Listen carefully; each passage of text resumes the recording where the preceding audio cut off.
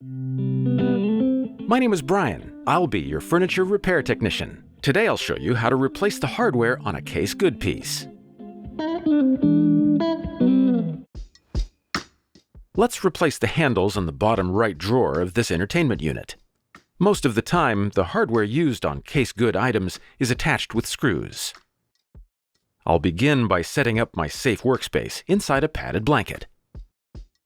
Using a screwdriver, I'll remove the door from the unit by unscrewing the hinges. Next, I'll unscrew the hinges from the door as well as the handles.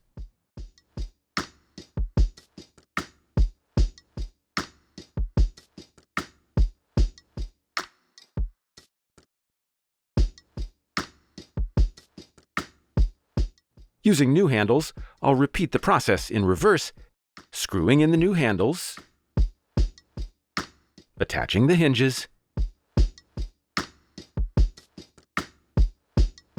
and finally reattaching the door to the unit.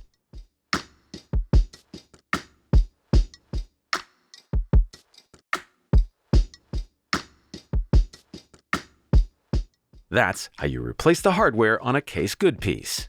Thank you for watching and enjoy your furniture.